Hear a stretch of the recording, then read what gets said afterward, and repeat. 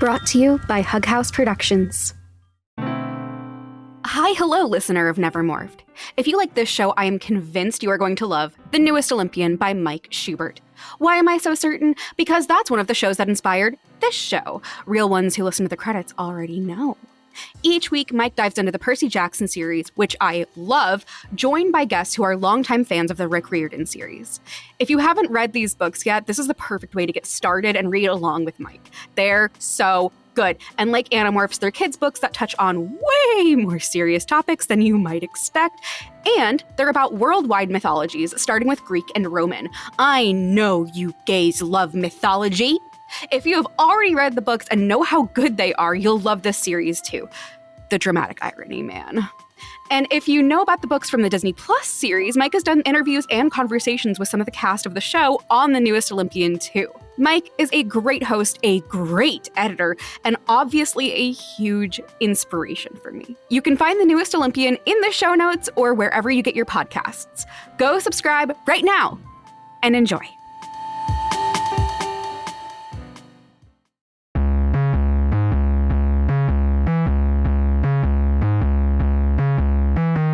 Hello, welcome back to Never Morphed, the podcast in which I read all of the Animorphs books for the first time, and I'm 30 or something. I think that it's still on all the description says that I'm 31. I think I'm 32 now. I should probably change that. Anyway, as this is being released, it is currently Valentine's Day 2025. Ooh, I love. And it is also the 14th dating anniversary of me and my husband. We are genuinely that adorable.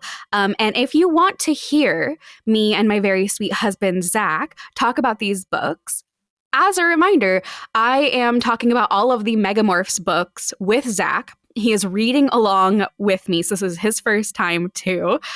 He is very funny, and you can find all of the Megamorphs episodes as we go over on our Patreon, which is patreon.com/hughousepodz, and you can find a whole ton of other good stuff there. And you can also, you don't have to subscribe. You can just buy that bonus episode or buy a single edition of my notes for a book, whatever you want. Patreon.com/hughousepodz. Let's get back to our discussion of Book 10 with Lee Pfeffer of History is Gay. This book is wild, as all of these books are. Enjoy. So chapter 7, everybody regroups. They meet again at Cassie's barn in the woods. They actually just meet out in the woods. This is where Cassie finds the opossums, and she's like, oh, they're cute. And Tobias is like, I won't eat them. And she's like, yay! This is what we were talking about before we got on mic, and they were like, oh shit, we have to start recording. Oh my god, I thought that we didn't record this. So Cassie finds like a whole litter of like baby possums, and Marco jokes that like, don't tell Tobias, he'll eat them, and Tobias is already up in the tree being like, oh, I already know about them. Yeah. I've been scouting. And I could not, before we started recording, I had to pick up book 9 because I could not for the life of me remember what the fuck happened. And I remembered it like, the emotional core of it, but not actually the plot. And so when I read this, I was like, oh yeah, this is the book with the skunk kids, right? Yeah, or with the baby possums. And it's like, oh wait, no, that was the last book. And so I just love this interaction between them where it's like, after the events of the previous book, Cassie has to be like, no, it's fine. Tobias is allowed to be a hawk. I can't be mad at him for just being a predator and having to eat. But gosh, aren't they cute? Tobias is like, okay, fine. This one's off limits. I love their interactions, especially considering how like tense that was in the previous book. Totally. I really love the Cassie and Tobias friendship a lot. Yeah. So they explain what happened, and they're like, Axe, so you must know about this. And Axe is like, no, I don't know what the fuck you're talking about.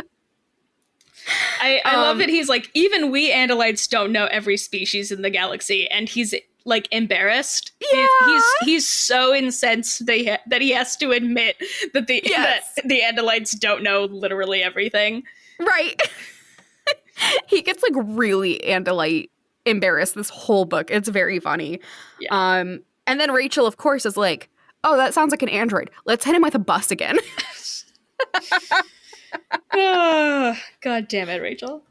So they're they know that Eric is part of the sharing, so they are going to morph and track Eric at the sharing's water skiing thing that they're doing at the lake that Tom was trying to get Marco's dad to go to. How are they going to do this? It's spiders. Well, Marco just says, please, dear God, tell me it's not a bug. Please tell me it's not an insect. And Cassie's like, well, I mean, but it's not. It's not an insect. It's an arachnid. It's a whole different guy. Thank you, Cassie.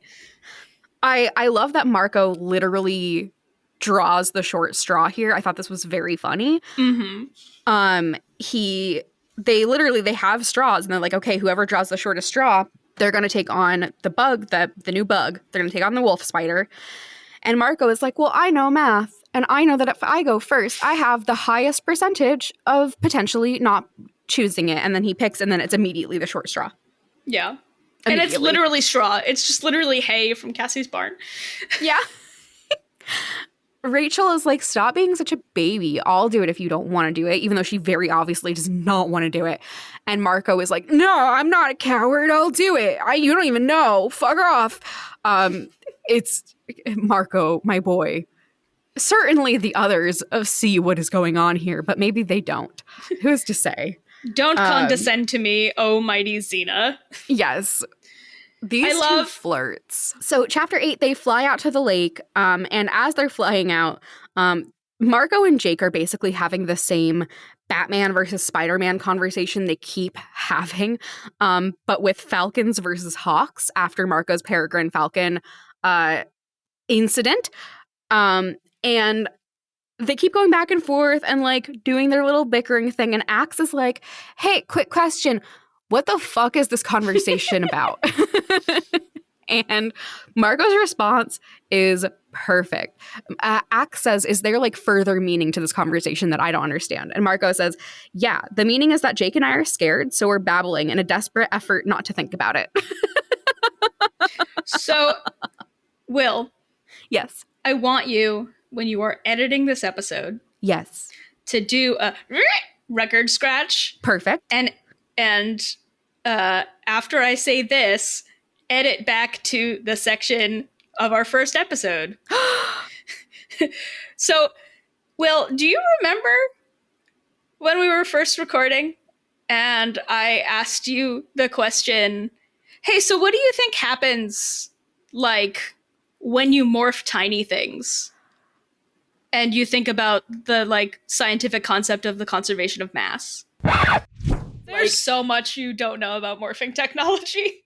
Oh my god, oh no! It is infinitely more horrific than you can think. I'm excited and terrified. That's like exactly what my brain thought about. Was this feeling of like put in your back pocket the concept of like conservation of mass. Oh no. Just stick that in your pocket. This is a nice little Easter egg for all the people who will be listening to this who know Animorphs. Mm-hmm. Uh-huh. Remember when I asked you that 10 books ago? Just to put that in your back pocket? I did this exact record scratch in my brain as I was reading this. I wanted to plant the seed so that when it happened, you were like, oh no. Yeah, I did not want to think about it then, and this did not make me want to think about it more. So, yeah, horrifying. It's so gross. So this is when Axe explains that when they morph to something smaller, conservation of mass still applies, and the rest of their mass, it goes into zero space, and it just like floats there. Just a big old blob of Marco goo. Yeah, just a floating Marco mass balloon. Disgusting. And also on top of that, Axe is like, yeah, I just get pretty worried about that mass. And they're like, what do you mean? And he's like, well, that's where the spaceships go through really fucking fast, famously, is Z-space. And they're like, yes. And he's like, yeah, so like, that's where your mass is. So like, in theory, it could get run over and squished. And they're like, oh. And then he's like, well, and not even that. Like, they wouldn't really get squished. The spaceship would just fully disintegrate that glob.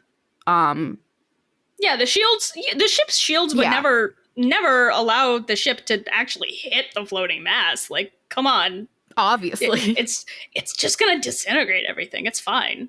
Yeah. So I hate this. I also, not that long before reading this book, I also watched The Substance for the first time. And this book really gave The Substance more than once. Here's the thing that I want to know, because there's because and this ties into, you know, what you told me to prepare for a new segment as well, is because like the you know, Axe says like the more like the mass is parked temporarily. Does that just like stay there indefinitely if you're a Nothlit? I would assume so. Not only does poor baby boy Tobias have to deal with like fucking peregrine falcons and owls and cats and airplanes, but a spaceship might just come and blip him out of existence. So that's cool. Just, you know, just fun things. The Tobias about gunk, Tobias's life. It may or may not still exist. Yeah. There may just be Tobias gunk floating around forever. Good job littering Tobias. Or it might have gotten fully disintegrated by now. Who's to say? Great. Yeah. Great. Yeah. So, you know, well, but like, you know, what does that do, right? Like, if your blob is disintegrated, what happened? What's in there? What's all in there? Oh, I don't like this. This is a really good consideration for a Forevermore. Yeah, I was thinking about that this morning. Very wise. Like, Well, I'm not going to morph into something smaller forever. Yeah. So wait, so where does the mass come from if you morph into something bigger? Is that ever addressed?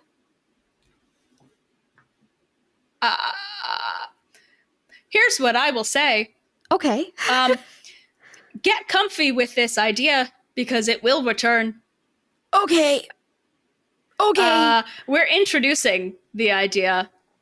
Oh no. Of what happens. Oh no. I don't want to keep talking about the blobs of goo. Okay, we can move on from the blobs of goo. But the blobs of goo will return. Okay. Not to give you spoilers, but...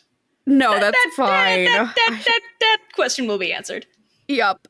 So they're at the lake now. And Marco gets into his wolf spider morph. And once again, as always, the morphing process is very yucky, and Marco is like terrified to be in another bug morph because these other bug morphs have been such a fucking nightmare. But the wolf spider is different. The wolf spider is gonna get ya. It's gonna get ya. Wolf spider's a predator. There's a predator. So chapter 11, Marco is like fully embracing this pretty sick spider time. Because of how spiders work, he has like all these little tiny hairs on his body, and they can feel every movement. And instinctively, his body will just hunt. He feels movement, hunt. Like, he doesn't even have to think. He just does it. And for a while, Marco is just like, yeah, okay. All right. And he says, I wish I could explain why I kept on with the hunt. Sometimes the animal brain takes over for a while and sort of overwhelms the human mind. But that's not what was happening to me. I wasn't overwhelmed. I was just into it. Okay. And my note here is, okay, little freak. So this is where the escapism comes into it, but it is directly fueled by that previous scene of Marco,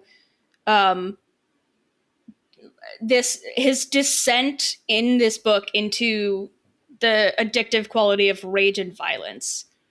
Mm-hmm. And the way that Axe says, he doesn't just say hey, I'm Morph the same spider, the fuck you doing? He just he literally just says, sometimes humans worry me. Yes.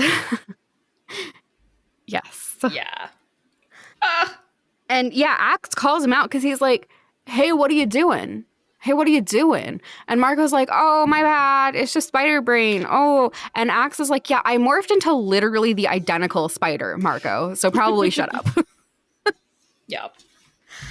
They make their way over to where the people are. And Jake is in fly mode. So he keeps being like, please, for the love of God, do not eat any flies right now. And they can find Eric because they can see through the projection. What they've come to understand is that the projection is calibrated for human eyes. So this is probably why their bird eyes could see through it when he got hit for that split moment. And this is why they can see through it now. So they see the projection, they see his foot because they're small. So all they can see is his foot. And it almost looks like a paw. And Axe sees it and he's like, oh yeah, no, Eric's definitely an android.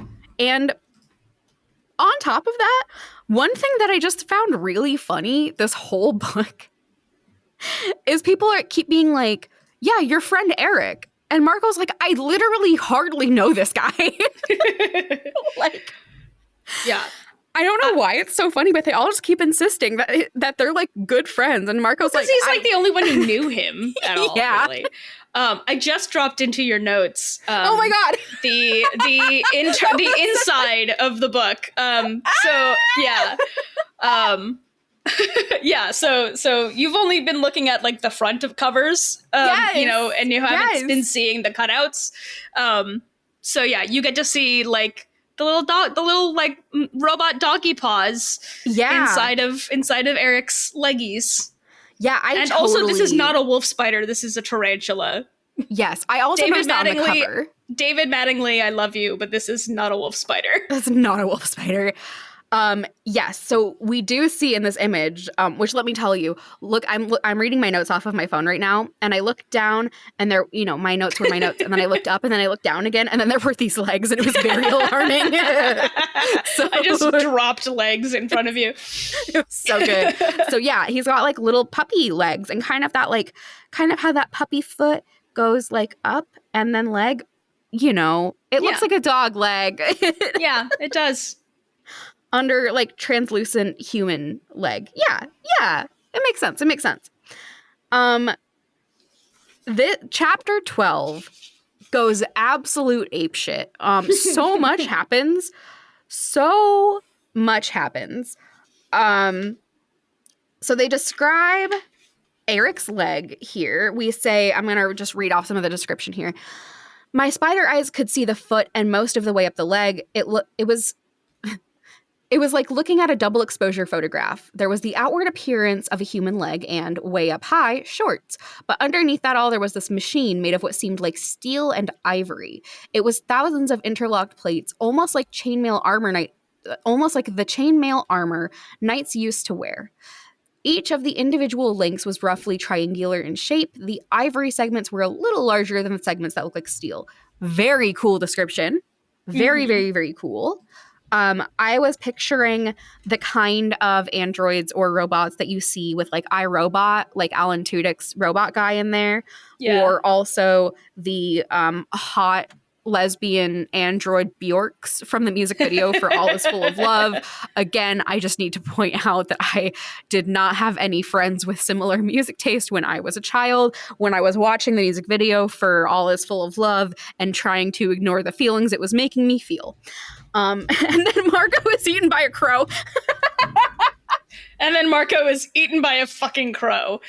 Crazy.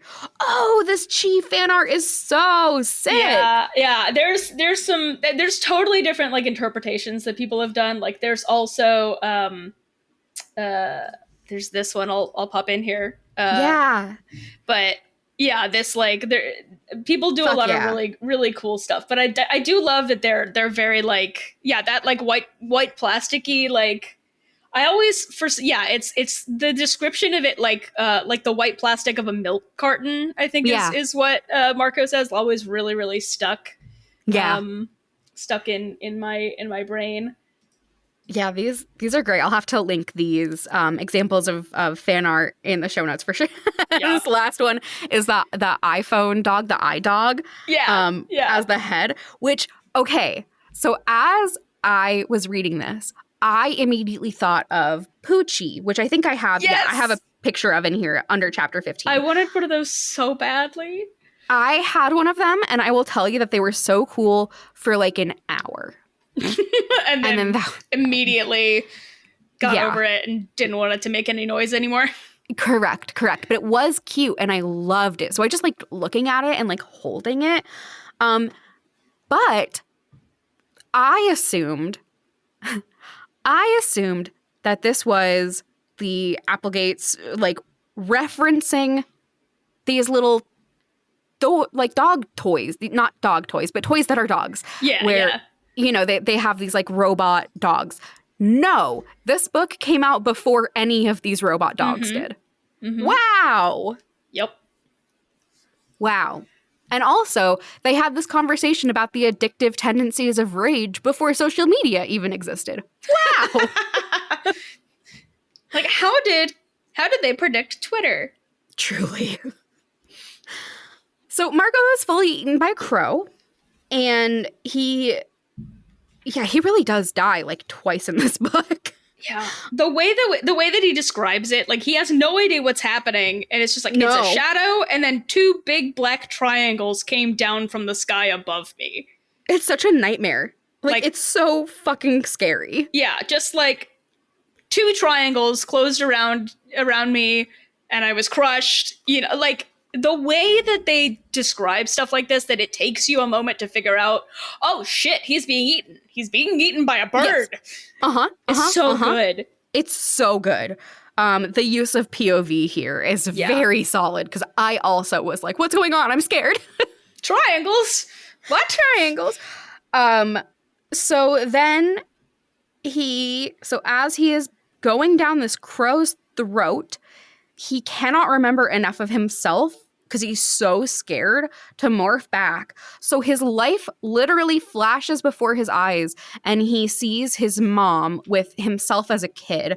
And that is enough for him to demorph through the fucking throat of this crow in the air and start falling through the air, half spider, half boy, while this big party with the sharing is going on. And he falls to the ground, and when he opens his eyes, there's Eric. Yeah. Hey, Will, Mm-hmm. do you want some psychic damage? Yes. So, I answered that so fast. so you know how Marco constantly describes himself as cute? Uh-huh. And he uses that very specific word. Like he talks about, like literally the book starts, the first words are, you know, Oh, you're gonna do this to me. yeah, all the girls call him gorgeous. Uh-huh. You know, maybe nobody's ever called me gorgeous, but I've definitely heard cute. I've heard cute with my Uh-huh. own ears. Mm-hmm. Uh-huh. Give it to me, Lee. Come on. She was smiling at me. She was much taller than me, but she bent down to pick me up. I flew up in the air, up to her face. She kissed me. Mm-hmm. You are going to grow up to be so cute, she said. My little Marco. Ah, Ow. God. Ow. Ow. Ow. Ow. Ow. Ow. Hey, Catherine. Ow. Ow. Yeah. Marco has so attached to this word. Oh, my baby. He's just a baby. Yeah. I was just like, oh, this isn't in Will's notes. I'm obligated to bring this up and inflict psychic damage because, ow. Yeah, you're correct. I read it and I clocked it and I was like, moving on. Yeah. So chapter 13, the first thing Eric says is, Marco, didn't you used to have longer hair? Just the roast throughout the entire fucking book. So I'm just going to read my notes here for how this chapter goes because it's crazy. My note here reads, so Eric is like, hey, Marco, dumb hair. And Marco is like, And then a girl comes over and Eric is like, this is Jenny. And Marco is like, And Eric tells the controllers he didn't find anything and they should go search elsewhere. And Marco is like, And then Eric quotes Hamlet and is like, yeah, I was there the day that it opened. Pretty sick, to be honest. Yeah. And Marco was like, And then Eric is like, anyway, come over to my house. We're allies. And Marco was like, So that's the chapter. Accurate. Any notes? Accurate. No, it's accurate. It's perfect. This chapter was crazy. Be like, hey, so not only is this dude an android, but like is immeasurably old, by the way. Yes. And he's just like, hey, by the way, you know those folks that have been fucking everything? This is them. This is them. This is them. Marco's just like, I fucked up. I fucking did it up. Yeah. Oops. Yeah. Oops. Also, Jenny gets mentioned by name once and never again. Yeah. So far. So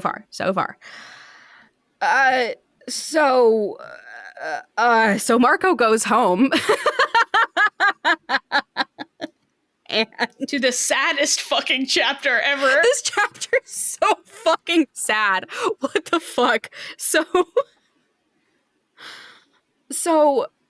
it's sad and it's fascinating. And also, like, I just want to call out, like, we've gotten some instances of it so far, but the line writing, like just the line by line writing in this book is very beautiful. It's just very good. And there were some moments in this chapter that like really sat with me.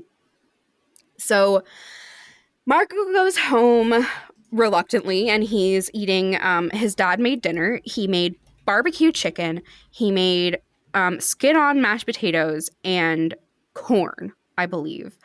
I remember this meal very vividly and I don't know why, but I do.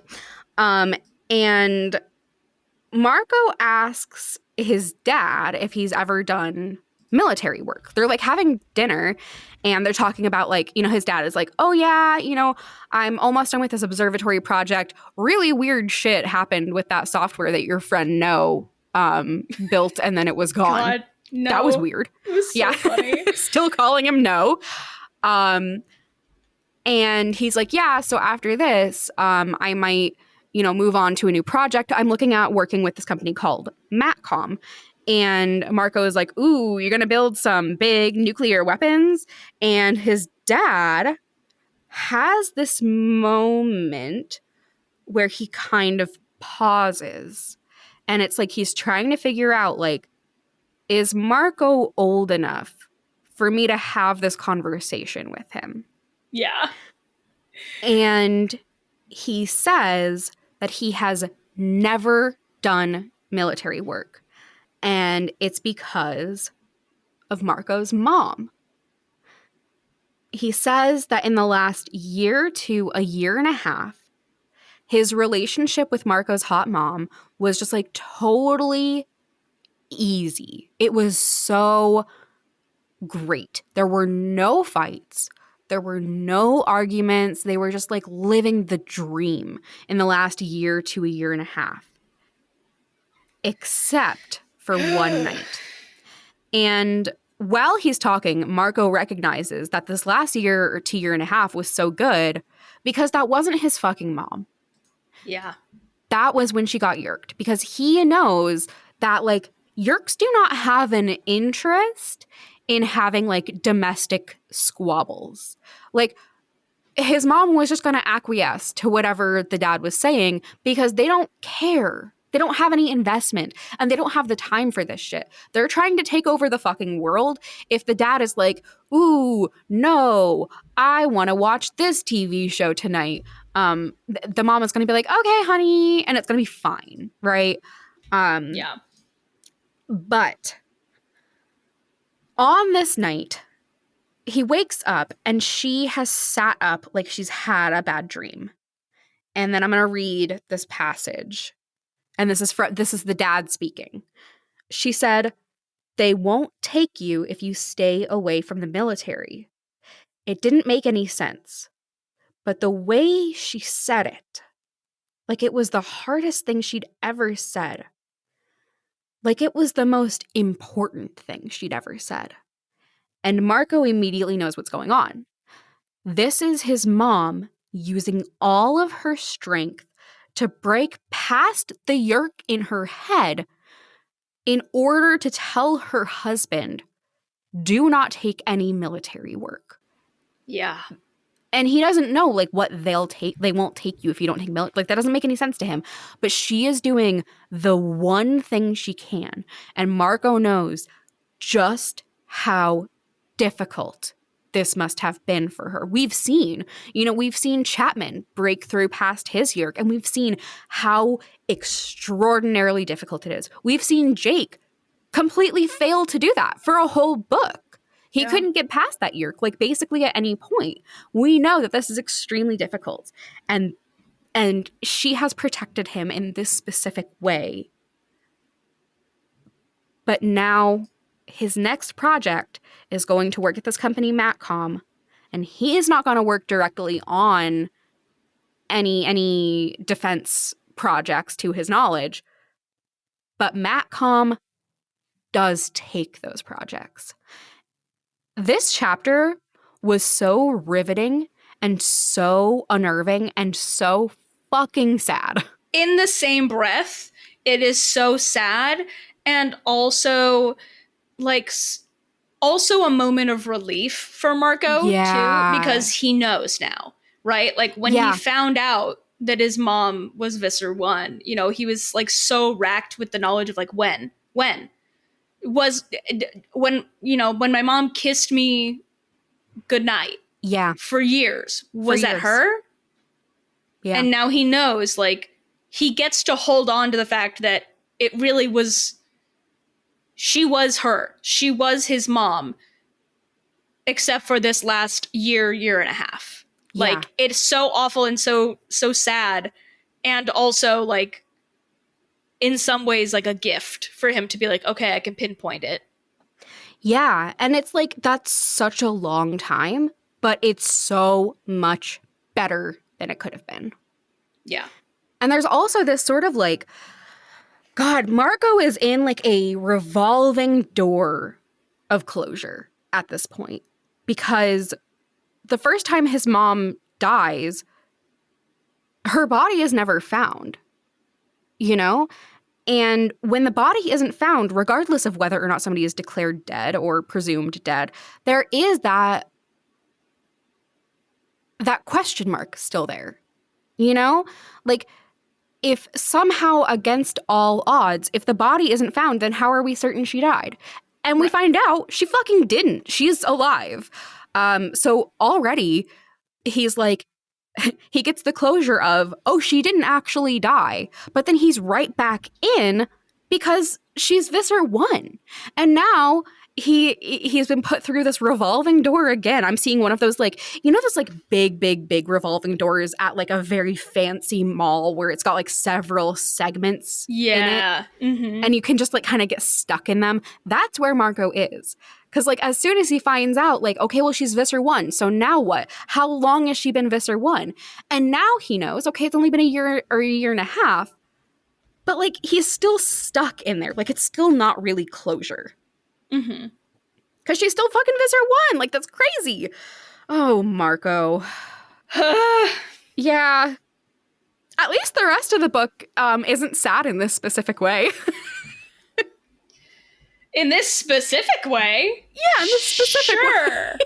Just plenty of other ways. Yeah. Yeah. So chapter 15, they go to Eric's house. He was like, you know where I live, right? And Marco was like, yeah. And he's like, come over. So they do. They go over to Eric's house and they are greeted by Eric's dad, who there's a dog in the room. and Cassie is petting the dog, and Eric's dad is like, do you like dogs? And somebody is like, yeah, Cassie loves all animals. And he's like, I don't give a shit. Do you like dogs? And they're like, yeah. I also seem to remember in the very first recording, I went, hey, Will, how do you feel about dogs? That is true.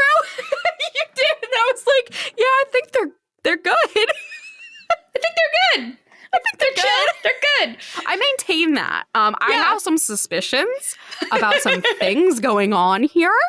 But generally speaking, I think that dogs are good. Eric's quote unquote dad brings them into the basement, and they're all like, well, this is shifty as fuck. And then the basement starts being an elevator down, and they're like, this isn't good, probably. And then it keeps going down, and there's like all of these like projection holograms, which we already know they have the technology for. We're just seeing it in action more. And then finally, important to note, not all of them are in the house. Oh, thank you. Yes. Rachel and Tobias are outside. Yeah, they're chilling, and they're like, hey, so like, you know, we'll be your cavalry. Just, you know, I love that Rachel very specifically is like, we're going to stay within thought speak range. Uh-huh. And then suddenly they go down, down, down, down, and several stories. Yeah, that's not in range no more. Nope. And Rachel is fully primed. Like, if we don't communicate back to you or return within like a reasonable amount of time, we're probably dead. I'm about to star in a Charmin commercial. Yeah.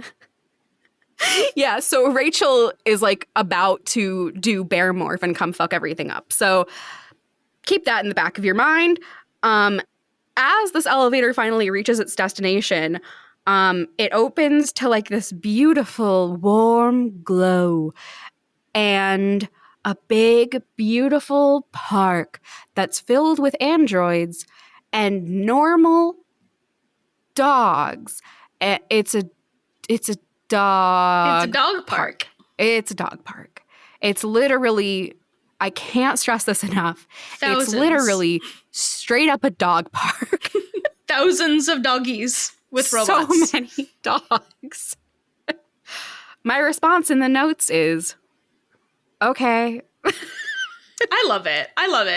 It's great. This is just I like wasn't ready. The entire conceit of this is so silly, and it is very much one of the few things in these books that I just go, don't think about it too much. Yeah, don't worry about it too hard. Don't worry about it. It's fine. It's fictional. Yeah. It's made up. They made it up. It's fine.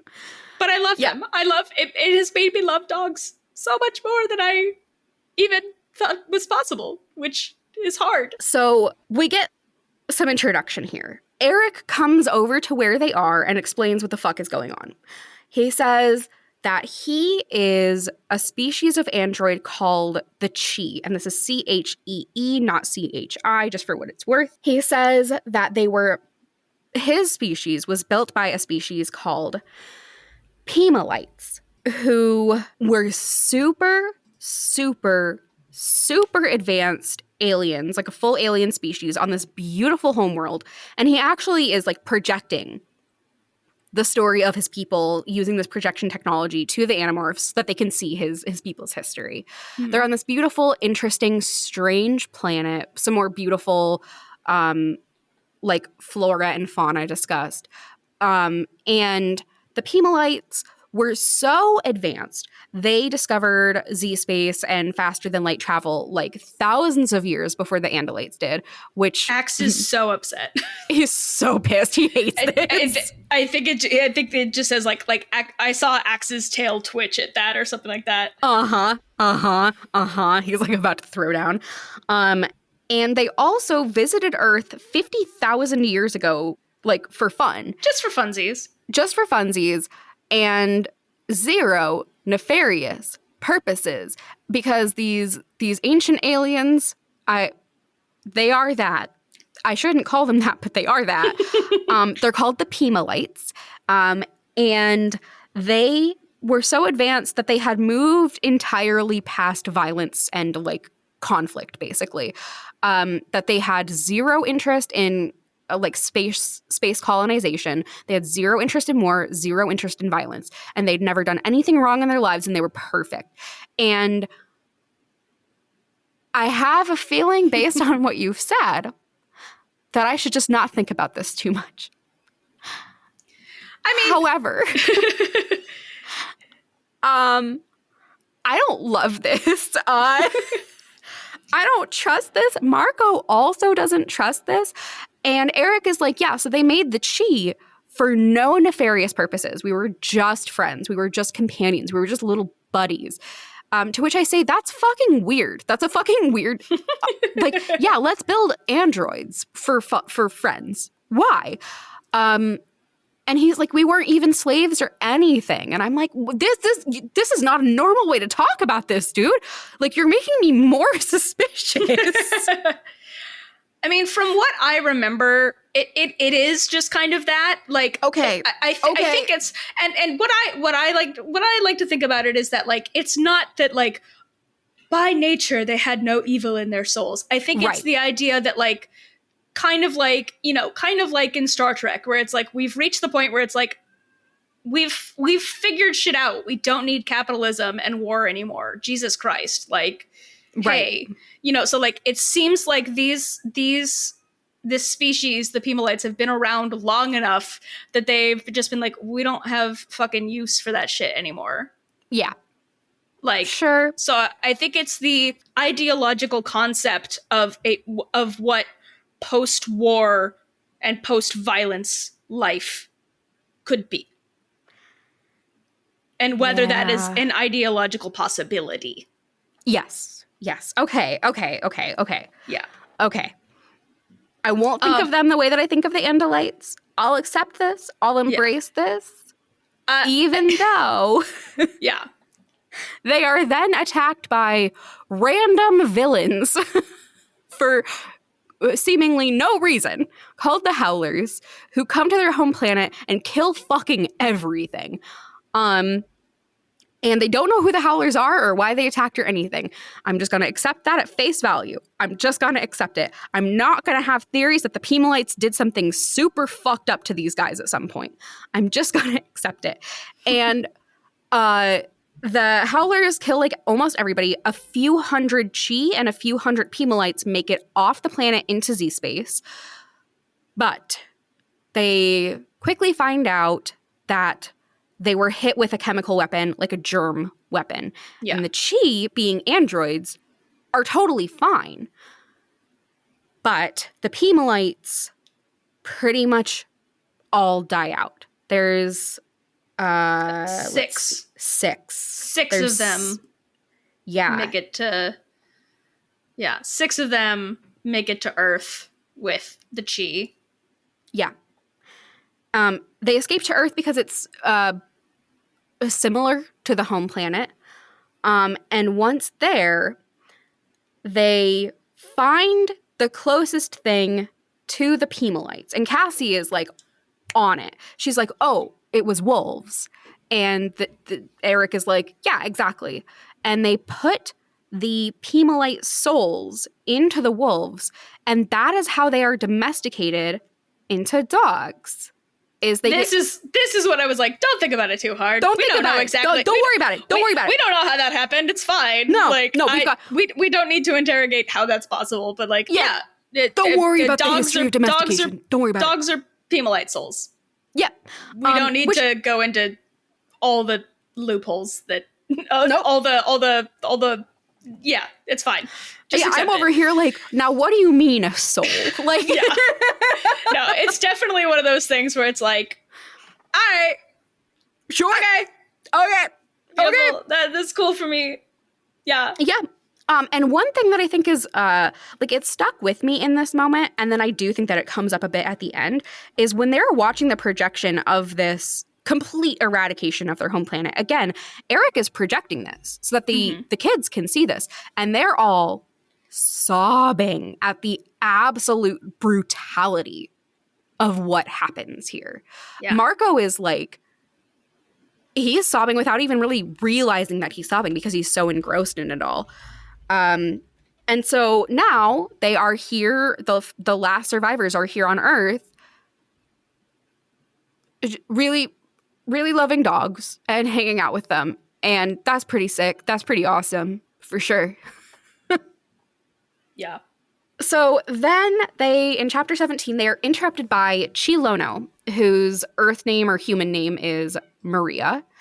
And she comes over and she's like, hey, what the fuck is going on here? Why are there a bunch of humans and an Andalite here? What the fuck are you doing, Eric? And Eric is like, yeah, so I just told them a whole bunch. And she's like, what all? What all did you tell them? And he's like, yeah, it all. I told them it all. Thumbs up. And she's like, why the fuck would you do that? And we find out that there's a little bit of a political schism going on in the Chee, where Maria and like assumedly a cadre of people who think like her are wanting them to stay completely out of this conflict with the Yeerks. They are programmed for complete non-violence. They are programmed against violence and against war. And she does not want them meddling in this when their whole purpose is to be non-violent. Yeah. No Chee has ever taken another life, is what she says. Yes. Eric is like, that's not gonna work for us. We can't do the violence, asterisk, but these kids can. And we have been subverting the Yeerks however we can by infiltrating their Earth institutions, but we do actually need some violence sometimes, because if the humans die, the dogs die. Yeah, I love that Marco and Jake are like, really? This is why they want to get involved in the wars? They want to save dogs? And it's like, they're not being like super denigrating about it, but like Jake just like kind of shakes his head, kind of like bemused, like, hey man, whatever it takes. Yeah. I do not let me get into a conversation where I am unpacking the concept of what is and is not violence. I can't do this again. I'll talk forever. So I'm just going to accept that what they mean is literally like hand-to-hand combat violence and nothing else. Yeah. I think that's how they mean it. Killing, harming. Yeah. Yes. Physically harming, killing, destroying. Yeah, they've got the iRobot programming basically. Yeah. So Eric wants the help of the Animorphs because he wants to make sure that these dogs are protected. They're the souls of his creators. I get this. And yeah, Eric and some buds, including Jenny, who's never mentioned by name again, right, are non-violently disrupting plans. And okay. Again, I can't get into unpacking violence here. Marco asks, like, how did you convince them that you're a controller? And Eric opens up part of his cyborg head where there is a fucking Yeerk. He let himself get Yeerked because he's an android, so it's not gonna fucking matter. And he put a bunch of wires into the Yeerk, and he gained the Yeerk's knowledge and memories and what have you. And the Yeerk is just trapped inside of his skull like this? I'm sorry. I think that we're really stretching what is and is not violence, but okay. Right. Well, and even Marco notices this. Like, Marco has a moment where he's like, I don't know how I feel about that. Yeah. Yeah, he says, I had two reactions. One, I was sick at the thought of that Yeerk trapped inside a steel cage. As much as I hated Yeerks, it seemed harsh just the same. But another reaction was much stronger. We had an ally. A powerful ally. You know? It's the, hey. Yeah. Yeah, this book does a really good job of just like weaving its thesis into kind of everything. Yeah. So Eric tells them that the Yeerks have a Pemalite-made crystal. that they got from a Dayan trader. Have we met the Dayan at all? I don't recognize this word. No, Okay. and you will not. This is literally the only. They're literally just they're mentioned by name by Eric here. It's just another alien race, but Okay, legit. Yeah. Literally, if you go on like the Animorphs wiki, like it's just this. Okay, perfect. Yeah. Don't go on the Animorphs wiki, Will. Oh, I won't. And then, so this crystal can do a lot. It is extremely advanced technology. And the Yeerks are planning on using it at MatCom, where Marco's dad is about to go start working, to take control of all other computers on Earth. They basically want like a virus. They want to Y2K it. Yeah, exactly. He needs the Animorphs' help to get the crystal because it is under crazy protection. So it's in the MatCom building, and it's in the midst of like basically a huge maze because it's being held in a high security room that is completely without light. It's completely dark. We're talking like cave dark. And it is also filled with tiny wires that are completely invisible because it's so dark. And if there's any trace of light or any movement that the wires can detect, the alarms go off and you're fucked. This is like James Bond or Jewel Thief, like 101 kind of shit that we're getting into. So not only does he want this because the Yeerks should not have this, he also wants it because this crystal can undo the programming in Eric's brain that makes him nonviolent.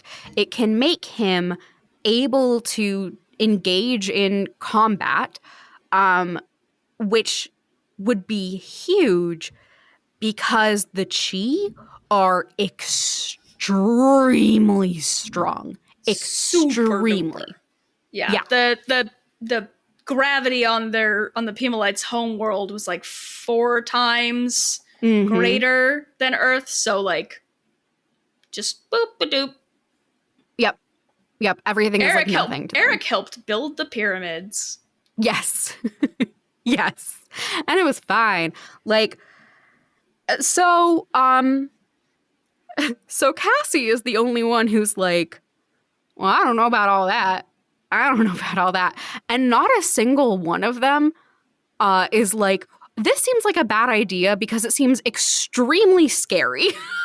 Like, maybe we shouldn't give this outlandishly strong, powerful alien who doesn't seem to care much about human lives, just dog lives. Maybe we shouldn't give it the ability to kill. That was my first thought.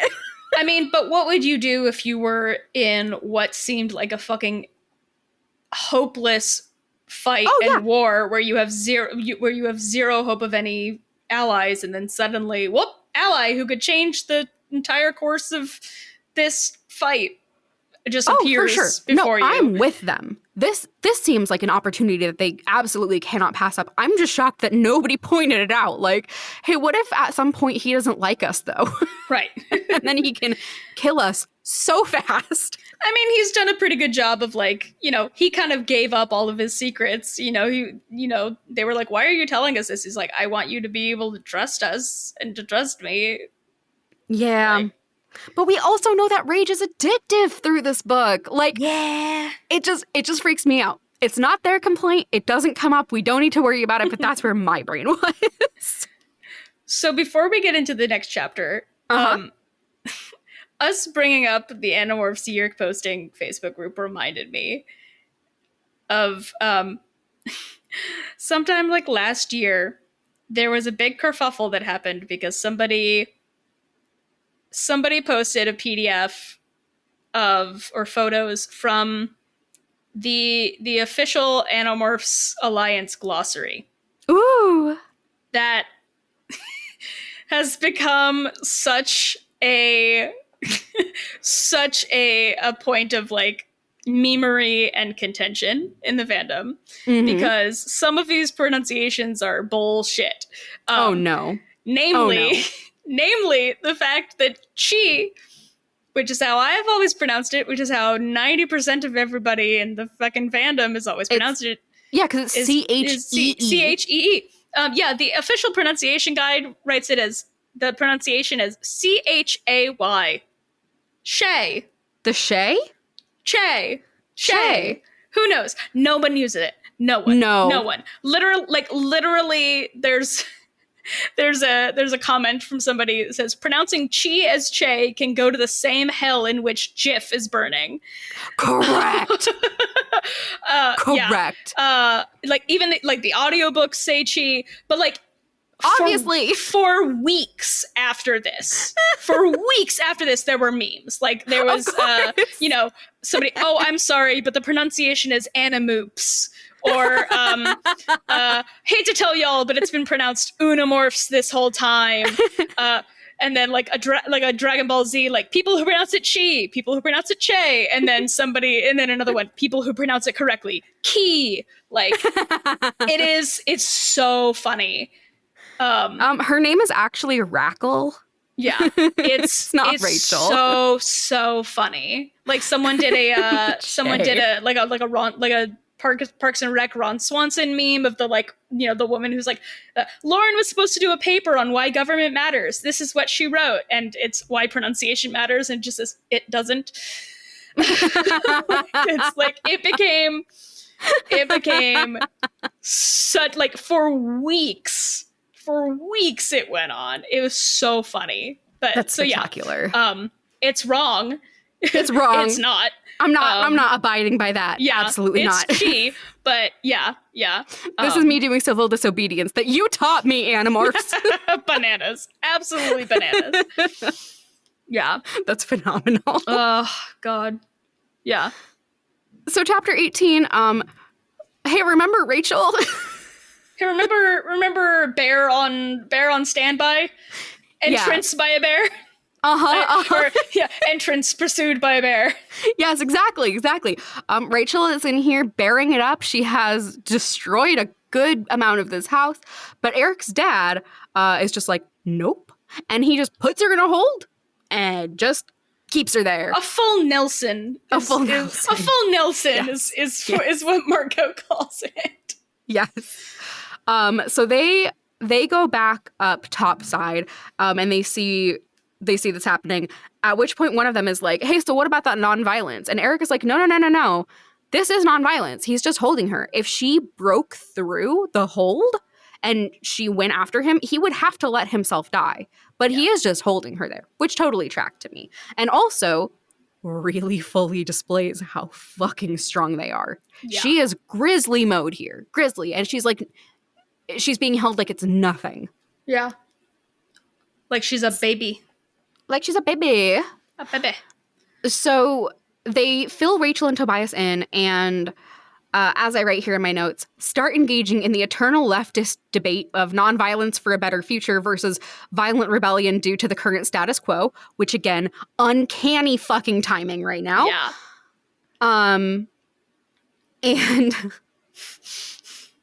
And I went on a little rant about my feelings on this in the note and talked about James Baldwin for a bit. And we've already done that. We can just keep going. Read some James Baldwin. We're good. So the philosophies break down like this. Cassie, Tobias, and Axe, our team, know we shouldn't do this. Violence is Marco, Rachel, and Jake. And obviously. Cassie and Tobias, specifically are focused on, crafting about our future by setting those standards today of nonviolence. Axe is just listen, this species is older and more advanced than Andalites, and I really don't like the idea of giving them violence when they've been without it for so long. That just feels gross to me, which I really respected. It just adds to that feeling of Axe being so royal, which I don't think that we get a lot of very often, but he is a space prince, and I feel like that really comes through in this moment. It just seemed like a very dignified stance to have. And Marco and Jake are obviously yes, we should do this. It makes sense. But Rachel specifically is the one who's bringing up, I could feel how strong they were. Mm-hmm. I felt it firsthand. It would be so stupid for us to not use this to our advantage. I really like this moment with Tobias because me it's too. you know, Rachel and many of the others just kind of assume that Tobias would be on the side of, yeah, let's do this. Right. Rachel, you know, Rachel says, law of the jungle, you eat or get eaten. Um, and, you know, Tobias says, maybe so, but still, wouldn't it be nice if that wasn't the law? Yeah. And Marco says, like, how can you think that? You're a predator. You know how it is. And I love this because it's Tobias as a predator Mm-hmm. knows the difference between violence for survival Mm-hmm. and the law of the jungle or whatever, and systemic violence and war, right? Right. He says, I know exactly how it is. That doesn't mean I like it. Look, the Pemalites were wiped out, maybe because they didn't fight, maybe they'd have lost even if they had fought. We'll never know. But the Chee have lived for thousands of years. I know they're androids, but they're a species too. They've survived without killing. Doesn't something about that make you jealous? Don't you wish we could say the same? Don't you wish Homo sapiens could face the universe and honestly say, we do not kill, we do not enslave, we don't make war? Yeah. And again, the line by line writing here is so strong. This is such a moving passage. Right. It felt very intimate. And then right after that, like, then Marco just says, yeah, but I don't make the rules. Like, I didn't start Right. this war. Humans Right. didn't start this war. Like, yes, it's fine and dandy that, like, we can think about this, but here's the reality. Like, they want to take my dad. They have, he's not saying this, but they have my mom, and they have Jake's brother. Like, these are the real individual costs, and like, we were thrown into this. Yeah, and like Marco and Jake do ultimately admit, like, yeah, we will do anything to save the people who we love directly. Like, they're being pretty upfront. Marco dances around it for a little while, trying to act like he's thinking about like the greater good, but he is thinking about his dad, and he is thinking about his mom, and Jake is thinking about his brother, and they all just like say that, you know, like they will do anything to save those people. Right. And eventually, everybody is like, okay, you know, we got to do it. And Cassie, Marco is like, you know, I won't be offended if people sit out. And Cassie is like, I don't sit shit out. Or maybe that's later. But she is the one who has the idea for the morph that is going to enable them to get this crystal out of the MatCom building. And it's bats. Baby. I love bats. Yes. The morphs this book that so are good. acquired. It's an Irish setter, a spider, and a bat. Hello? Yeah. I am living. This is so good. I love it. I love it very, very much. Yeah.